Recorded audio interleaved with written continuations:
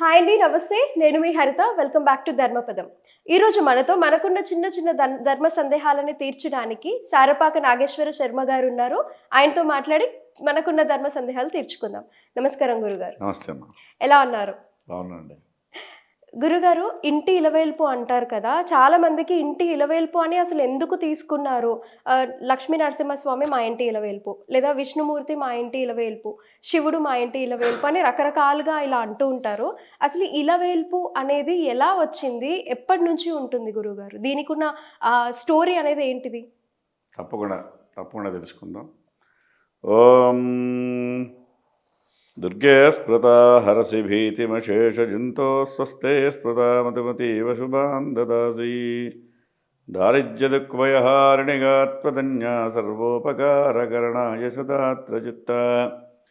శ్రీమాత్రే నమః. శ్రీ గురుభ్యో నమః. వేల్పు అంటే కొలిచేటువంటిది, కొలవబడేటువంటి దాన్ని వేల్పు అంటారు. ఇలా అంటే భూమండలం.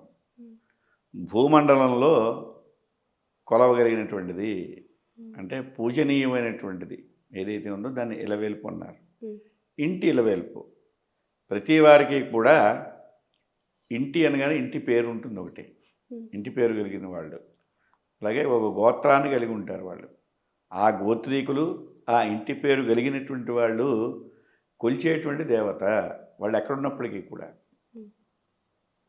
మనం 10 ఏళ్ళు 15 ఏళ్ళు 20 30 ఏళ్ళు కాకుండా ఒక 500 ఏళ్ళు 600 ఏళ్ళు 1000 సంవత్సరాలు వెనక్కి వెళ్ళి మనం పరిశీలన చేస్తే ఈ ప్రాంతములన్నీ ఇప్పుడు అనుకుంటున్నటువంటి ప్రాంతములు ఏవైతే ఉన్నాయో, ఇంతకుముందు వీడియోలో కూడా ఏకరో పెట్టాను అవన్నీ. అంగవంగ కళింగ కాశ్మీర కాంబోజ ఇవన్నీ సౌరాష్ట్ర మహారాష్ట్ర ఇవన్నీ ప్రాంతాలు అన్నమాట.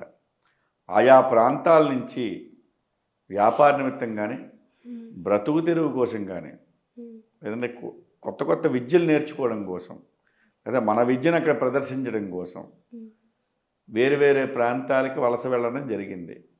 అయినప్పటికీ కూడా మన గోత్రం కానీ ఇంటి పేరు కానీ మారదు. మనం ఆ ప్రాంతం వాళ్ళమే అవుతాం. కాకపోతే మనం ఎక్కడికైతే ఏ ప్లేస్కి అయితే మనం షిఫ్ట్ అయిపోయామో, ఎక్కడైతే ఉంటున్నామో అక్కడ ఉండేటువంటి భౌగోళికమైనటువంటి వాతావరణానికి కానీ ఆ ఆచారాలకు కానీ ఆ భోజన వ్యవహారాలకు కానీ మనం అలవాటు అయిపోయి ఉంటాం. ఇప్పుడు తరం వాళ్ళం. అప్పటి తరం వాళ్ళని ఆలోచన చేస్తే వాళ్ళు దానికి అలవాటు పడినటువంటి వాళ్ళు కానీ ఇక్కడ ఉండడం చేత, ఇప్పుడు ఈ ప్రాంతంలో ఉండడం చేత ఈ తరం వాళ్ళకి ఇవన్నీ అలవాటుగా మారిపోతాయి. కానీ ఏదైతే గోత్రం ఉందో, ఇంటి పేరు ఏదైతే ఉందో అదైతే మారదు, అదే ఉంటుంది. అలాగే ఇలవేల్పు, ఇంటి ఇలవేల్పు వాళ్ళు కూడా మారరు. మన సనాతన ధర్మంలో మన భారతీయతలో ఏం చెప్పారంటే 33 కోట్ల మంది తిస్కత్కోడి మహర్షయ అన్నారు. 33 కోట్ల మంది దేవతలు, దేవీ దేవతలు ఉన్నారంటారు. అంటే 33 సమూహములు. కోటి అనే పదానికి సంస్కృతంలో 2 అర్థాలు ఉన్నాయి. 100 lakhs 100 లక్షలు కదా, 100 లక్షలు ఈక్వల్ కోటి కదా. అదే ఆ అర్థం ఒకటి వస్తుంది కోటి అనే శబ్దానికి. ఆ తెలుగు కోటి కాదు అది. సమూహము, ఒక సమూహాన్ని కోటి అంటారు. మనకి ఎలాగైతే హైదరాబాద్లో చూస్తే కింగ్ కోటి, రామ్ కోటి, ఇంకేదో కోటి ఉంది అంటే అక్కడ 1 కోటి మంది ఉన్నారనో లేకపోతే 1 కోటి షాపులు ఉన్నాయనో కాదు. రోజు 1 కోటి మంది ఆ రోడ్లో వెళ్తారని గారు అర్థం. కోటి అంటే సమూహము. కింగు కోటిలో కొన్ని రకాలైనటువంటి షాపుల తాలూకు సమూహం ఉంటుంది, లేకపోతే ఉండేది. అలాగా ఈ దేవతా సమూహం ఏదైతే ఉందో 33 రకములైనటువంటి సమూహ దేవతలు సనాతనంలో ఉన్నారు. వారిని ఆదిశంకరులు ఎవరైతే ఉన్నారో, జగద్గురు ఆదిశంకరులు అంటారు. ఆయన ఏం చేశారంటే 5 దేవతల కింద విభజన చేశారు. ముఖ్యమైన దేవతలు 5 అన్నారు. ఆదిత్యం, అంబికం, విష్ణుం, గణనాథం, మహేశ్వరం అని ఈ 5 కిందకే వస్తారు. ఆదిత్యం అంటే సూర్యనారాయణ స్వామి ప్రత్యక్ష దైవం. ఆయన ఎలా చెప్పబడింది? ద్వాదశాదిత్యులు అన్నారు. కొంచెం పెద్దగా ఉంటుంది ఈ వీడియో, కొంచెం ఓపికగా చూడండి. ఎందుకంటే ప్రశ్న అలాంటిది కాబట్టి దానికి అంత వివరణ చెప్తే తప్ప సమాధానం సంపూర్ణం అవదు. వివరణ అనేది అవసరం గురుగారు. కరెక్ట్. ఎక్కడైనా కట్ చేసామనుకోండి అది సగం సగం చెప్పినట్టు అవుతుంది. అందుచేత ఏంటంటే ఈ ప్రశ్నకి వివరణ చెప్పాలంటే సమూలంగానే చెప్పాలి. ద్వాదశాదిత్యులు అన్నారు. సూర్యనారాయణ స్వామికి 12 రకాలైనటువంటి అవతారాలు ఉన్నాయి, 12 స్వరూపాలుగా ఉంటారు. ఎట్లాగంటే ఒక్క రాశి, మేషరాశి యందు సూర్యుడి సంచారానికి ఒక పేరు, వృషభం యందు ఒక పేరు, దాన్ని సంక్రమణం అంటాం. మన తెలుగు వాళ్ళం మకర సంక్రమణం చేసుకుంటాం. ధనుర్మాస అనంతరం ధనురాశిలో సంచరిస్తున్నటువంటి సూర్యనారాయణ స్వామి మకర రాశిలోకి ఎప్పుడైతే ప్రవేశిస్తున్నాడో దాన్ని మకర సంక్రమణం అన్నాం. అలా ప్రతి సంవత్సరం కూడా 12 సంక్రమణాలు జరుగుతాయి. ఒక్క రాశిలో సూర్యనారాయణ స్వామి ప్రవేశాన్ని ఒక్క పేరుతో పిలుస్తారు. వాళ్ళనే ద్వాదశ ఆదిత్యులు అంటారు. 12 రకాలైనటువంటి సూర్యనారాయణ స్వామి అవతారములు. అలాగే అంబికము అంటే అమ్మవారు, దుర్గాదేవి అనుకోవచ్చు, లలితా పరమేశ్వరి ఎవరైనా సరే, ఆవిడ నవదుర్గలుగా కొలుస్తారు. 9 అవతారములు. ప్రథమం శైలపుత్రీ చ, ద్వితీయం బ్రహ్మచారిణి, తృతీయం చంద్రఘంటేతి, కూష్మాండేతి చతుర్థకం, పంచమం స్కందమాతేతి, షష్టం కాత్యాయిని చ, సప్తమం కాలరాత్రేతి, మహాగౌరీతి చాష్టమం, నవమం సిద్ధిదాత్రీ చ, నవదుర్గా ప్రకీర్తితా అని 9 రకములైనటువంటి దుర్గావతారములు ఉన్నాయి ఆ సమూహంలో. గణనాథం మహేశ్వరం, గణనాథుడు, గణపతి ఆరాధన. గణపతిని షోడశ గణపతి అంటారు. 16 రకాలైనటువంటి గణపతులు ఉన్నారు. అష్టగణపతులు ఉన్నారు, 16 రకాల గణపతులు కూడా ఉన్నారు.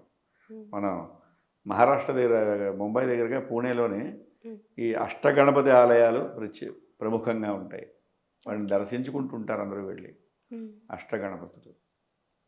మహేశ్వరం రుద్రుడు, శివుడు ఏంటంటే ఏకాదశ రుద్రులు అంటారు.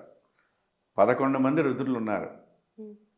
రుద్రం అంటే రుద్ర నమక చమకం అనేటువంటివి 2 అధ్యాయాలు ఉన్నాయి.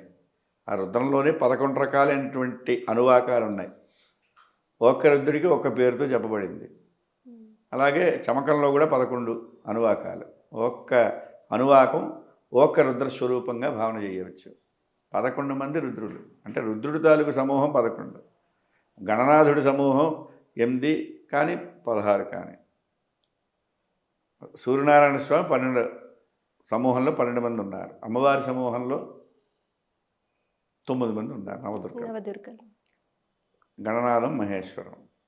విష్ణువు అందరికీ తెలిసిందే, దశావతారములు. విష్ణువుకి దశావతారములు.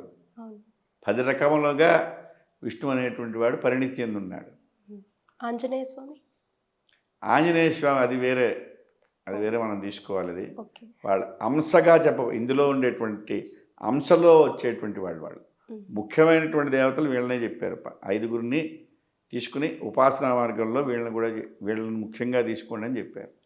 అట్లాగా కరాంగుడి నఖోత్పన్న నారాయణ దశాకృతి, విష్ణువు తాలూకు దశావతారములు కూడా విశేషమైనటువంటి ఉపాసనా మార్గాల్లో చెప్పబడ్డాయి. అట్లాగా మన ప్రపంచమంతా అని కూడా అనుకోవచ్చు, లేదా భారతఖండం అని అంటాం. ఈ భరతఖండం అంతా కూడా ఈ దేవతలు ఆయా ప్రాంతాల్లో విశేషంగా పూజలు అందుకుంటున్నారని. మహారాష్ట్రలో గణపతి తాలూకు ఆరాధన ఎక్కువగా జరుగుతుంది. ఈ కలకత్తా ఈ ప్రాంతాల్లో దేవి శాక్తేయులు ఉన్నారు, శక్తి తాలూకు ఉపాసన. సుబ్రహ్మణ్య స్వామిని కూడా చెప్తారు, షణ్ముఖుడు. తమిళనాట సుబ్రహ్మణ్య స్వామి తాలూకు ఆరాధన. అట్లాగే కర్ణాటక తీసుకుంటే శివుడి తాలూకు ఆరాధన జరుగుతూ ఉంటుంది. అందుచేత ఏంటంటే వాళ్ళలోంచి వచ్చిన వాళ్ళు, మీరు ఇందాల ఆంజనేయ స్వామి అన్నారు.